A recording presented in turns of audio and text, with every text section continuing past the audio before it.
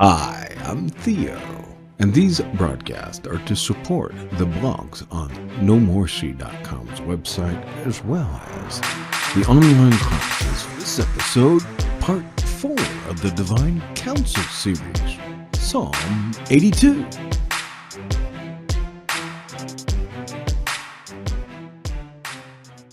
Welcome back to the No More She broadcast, part 4 of our Divine Counsel series. In this part, we're going to explore Psalm 82. Last time we left off with a thought experiment. How would Abraham understand God in light of what we learned from Moses and that no one can see God? And yet, first century Jews understood Jesus to be God. How do we parse that? How do we understand that? Stop and think about it and how they understood governance and how a rule was supposed to be implemented, and then how the Bible describes the just rule that's supposed to happen among humans as they mirror what's happening in heaven here upon the earth in the now as we await the not yet. We wish to proceed with the passage that we've kept referring to, Psalm 82.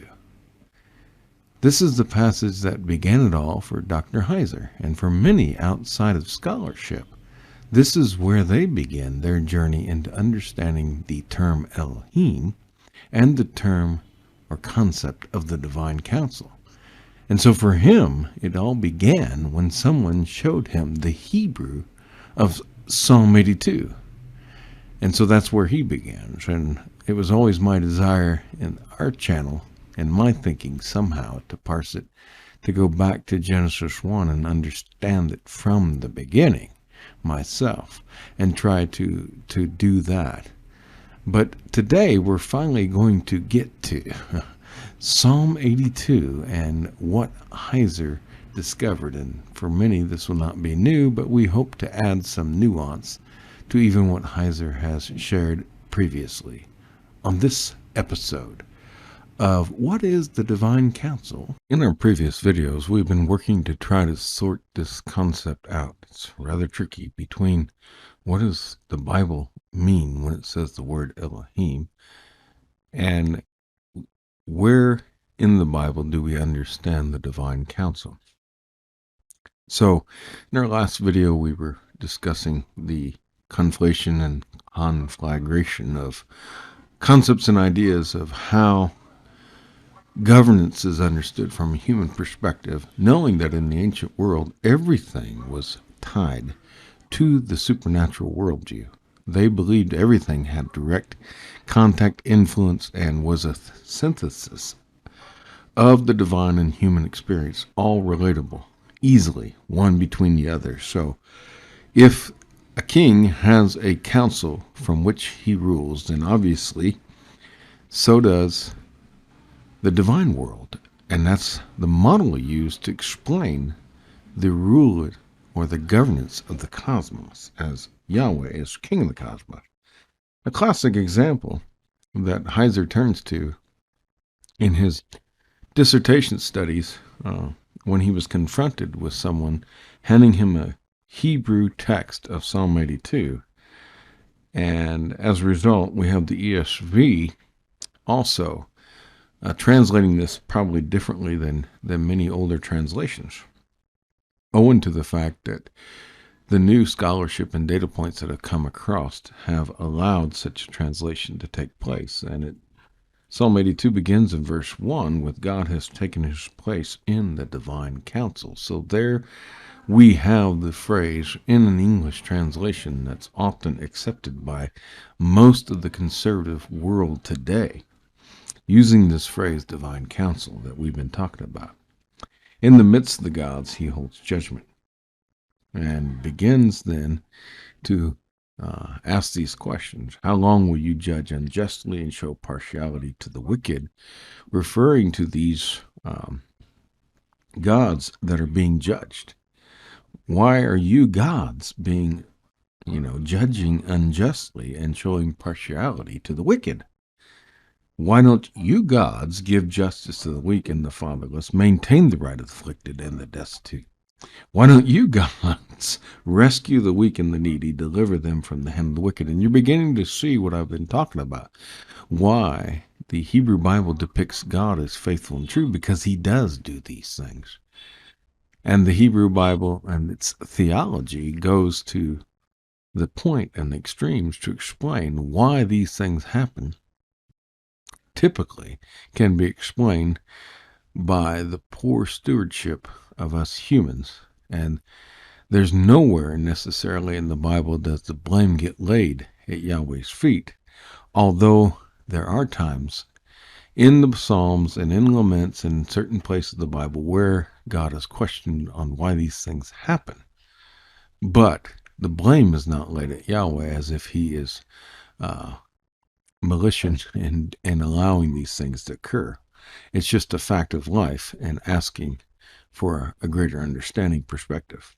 So it goes on that they have neither knowledge nor understanding. They walk about in darkness. All the foundations of the earth are shaken. In other words, because the divine council, members of the divine council that have rebelled, are not doing what they were intended to do, it's causing problems along the lines of what Paul says in Romans 8, that the whole entire cosmos, the universe, the world as we know it, is in grave pains, waiting for when the human element is going to rise up and take its rightful place and rule justly.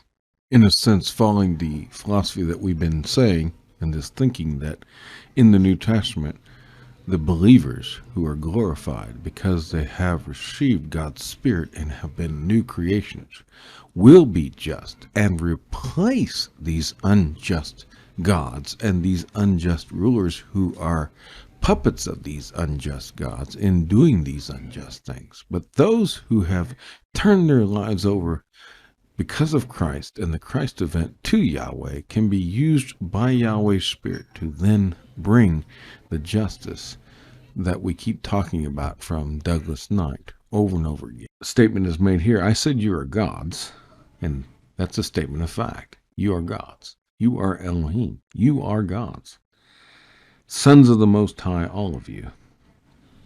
And Heiser and Golden Gate like to point out that nowhere in their understanding does Elohim ever specifically refer to human authorities. As we have been learning, this term refers strictly to divine beings that may temporarily take a human form, but are not regularly human. There are some special examples that would be exclusions to this general rule of thumb that we would like to explore in future episodes at a later time. I said you are gods, sons of the Most High. Interestingly, see, they're connected. They're extensions, creations, sons of the Most High. Oddly, in verse 6 here, I'm reminded of when God said in creation, Yahweh, as creator God, is clearly putting them in their rightful place. Remember, who's the boss? I am the sovereign Lord, God of all gods, Lord of all lords, and King of all kings, and King of all gods. I say you are gods. It's what I say that goes. I am sovereign, just as I said at the beginning. Let there be, and there was. And God said. And here, the correlation is, I say you are gods. So again, God is judging them here by what they are, juxtaposed against what they should be. So this is a judgment. I say this is what you're supposed to be, and you're not. God is defining them and saying that I say you are gods. Yet you have chosen to be something else other than what I said. So at the beginning, I created you. I spoke you into existence. And I said what you should be and what you should do. But you have chosen another route. And again, I'm reminded when God says to Moses, I say you are going to be to Pharaoh. I say you're going to be Elohim. You're going to be God. So God has this power to say and to speak things into existence and make them do things that, again, we can either choose to participate in what God is saying, or we can do something else. And that reflects rebellion, because Pharaoh was to be God over his people.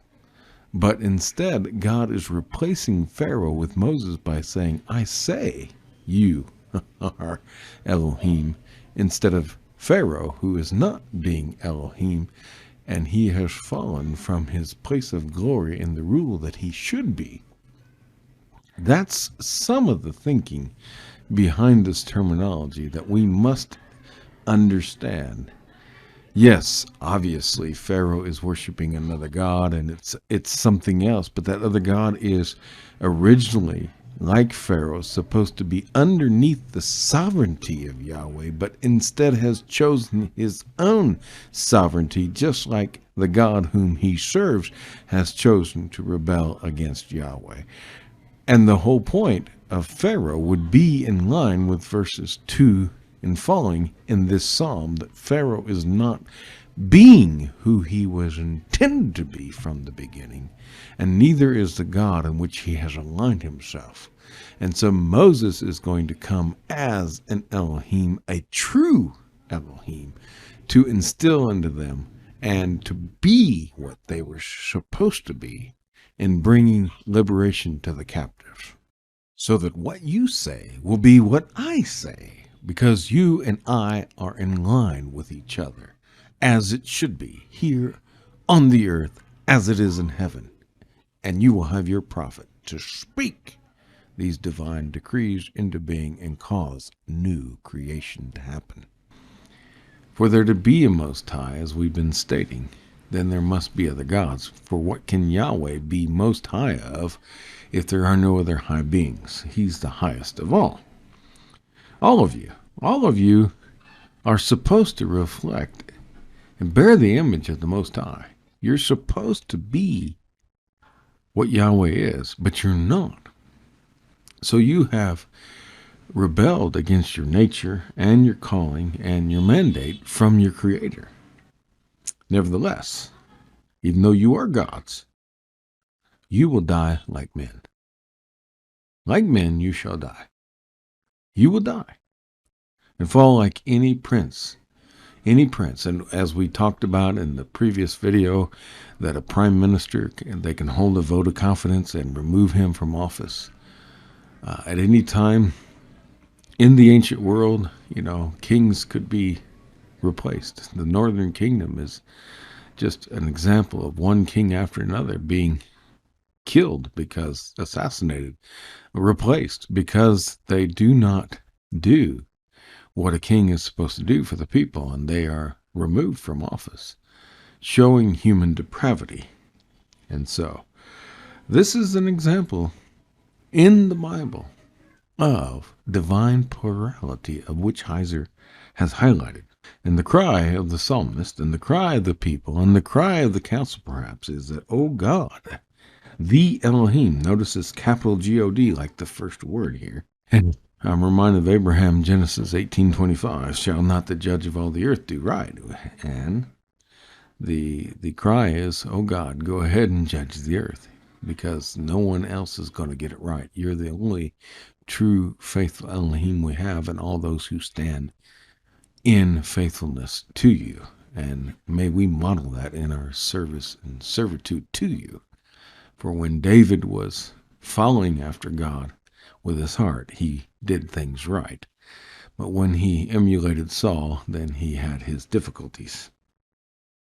For you shall inherit all the nations. Eventually, it's all going to come anyway. So go ahead and make things right, because eventually you're going to sort the matter out. In the end, in the apocalyptic end, in the Parousia and the consummation of the ages, when everything is made right, you're going to do it. So those of you familiar with where we're headed in this channel and Dr. Heiser's material, the Deuteronomy 32 worldview, how the nations were initially disinherited, how it's going to be reversed and they will be inherited, and how that's our part of our Great Commission in the New Testament period. So you can look forward to this material, as here we explain the inheritance of the nations and how later on that's going to come to pass. In the now, as we wait for the not yet, you judge. We trust in you and you alone, and not in other gods, because these other gods have fallen and failed, and we need to discuss the rebellion. And in this psalm, they're being judged for what they have done wrong. And that's the basic understanding here. So God, in the Hebrew, Elohim, has taken his singular, has taken his place. It's singular, okay? In the divine council, in the midst of gods, in the middle of other Elohim, he holds judgment, okay? His divine council, he's holding judgment among his council, his servants, his Elohim. And it's kind of reminds me of Matthew 25, when the shepherd is among his flocks and he's going to separate the sheep from the goats.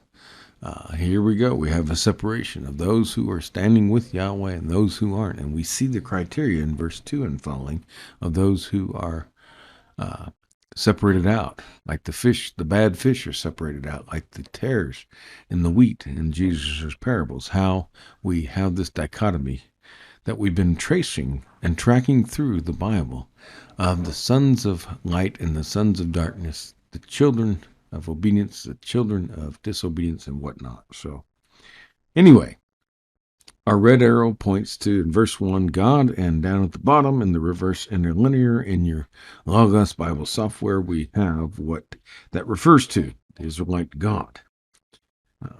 Elohim, though, notice the term Elohim is plural, but because of the verb is singular under the morphology. And all you have to do is take your mouse and scroll over where I have highlighted in the red box down below, and it will give you what those letters mean in Logos.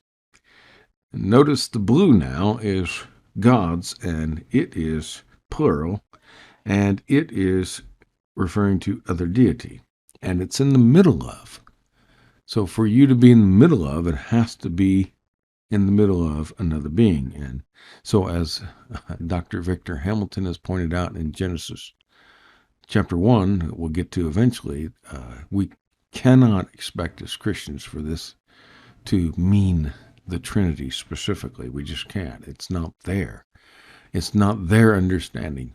God, it took time for us as a people to understand the full revelation of who God is and understand the triunity that he is in the Trinity. And it took even centuries for the church to sort that out, because the word Trinity is not in our Bibles, but the concept is. And so it took centuries and councils for that to be worked out. So we must understand that. So he's in the middle of gods, and he's holding just judgment.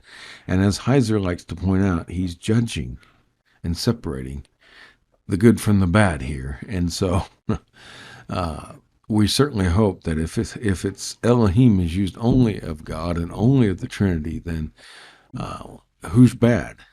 Are you going to say Jesus is a bad son, or the Spirit is the bad spirit? So that's tricky. So again, as we open the Bible Sense Lexicon, that was at the very bottom of our reverse interlinear, the last line, sense. And you may or may not have that in your Logos, depending on if you purchase it. I believe it comes available in the bronze packages. The first instance of Elohim in the sentence is capital G-O-D, referring to the Israelite God that we know as Yahweh. And the second instance is any supernatural being worshipped as controlling some part of the world or some aspect of life who is the personification of a force. And that's what God is judging. And so this is where we need to begin to understand the divine counsel. And through that, how the Bible depicts this and the rebellions that take place among humanity. But humans don't rebel alone, just like humans don't rule alone. So human rulership is based upon the divine. there are other divine beings, and we need to get into all that when we discuss further the term Most High and this divine counsel, and another nested series that will be coming up on Deuteronomy 32, verses 8 and 9 to help us understand that.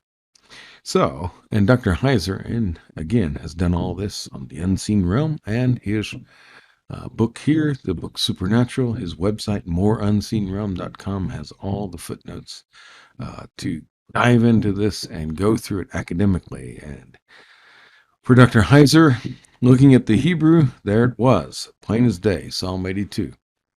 The God of the Old Testament was part of an assembly, a pantheon of other gods. How is that possible? Now remember, we have stated already in previous videos that this is not polytheism. This is something else. It's not even henotheism, as Dr. Heiser has pointed out in another article. So I would advise you to check out Dr. Heiser's publications and his content. That's all over the internet, and that's why we keep highlighting him on this channel for two reasons, because he has led the charge in bringing out all this scholarship and bringing it together in one place, but also into making sure that it then is given out to those that are not involved in academia. And Heiser asks this question of himself when he says, "Was my loyalty to the text? Am I going to be loyal to the actual biblical text or to any specific Christian tradition that I might follow? Who gets to say?" And so we have to be careful. And so there are times we keep talking about private interpretation can be dangerous. That's why Dr. Heiser has stood behind over 7,000 volumes in his bibliography that support the work that's in the unseen realm. Again, when he published it back in 2015, he was over 5,000. Now he's over 7,000. And so it's not private interpretation by any means. But maybe perhaps Christian tradition has gotten some things wrong. As we know, many of the fathers did not even know biblical Hebrew, and they did not have access to the data points that we have access to today, so we can make better translations of the Bible. Did I really have to choose between the two? And that depends on your tradition, because there are some older traditions, as we've explored from time to time, the Eastern Orthodox tradition, and even portions of Roman Catholicism that do allow for these things to work within their traditions when they're understood. The problem is many people don't understand their Bibles properly because they have not carefully studied it out themselves.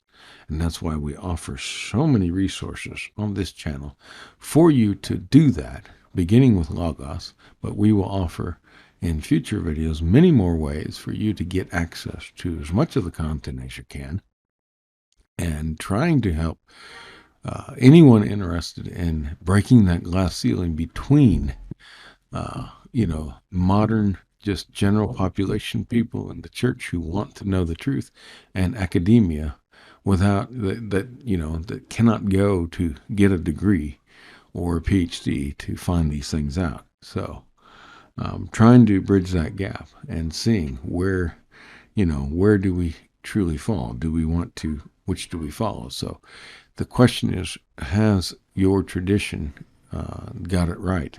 And wouldn't you want to make sure that you understand your tradition correctly? And as a Christian, would you not, as majestic as the Bible is, not wish to give the text its full due and to fully make yourself aware of what it's actually saying, rather than just taking someone else's word on what it says without looking for yourself? And that's the question.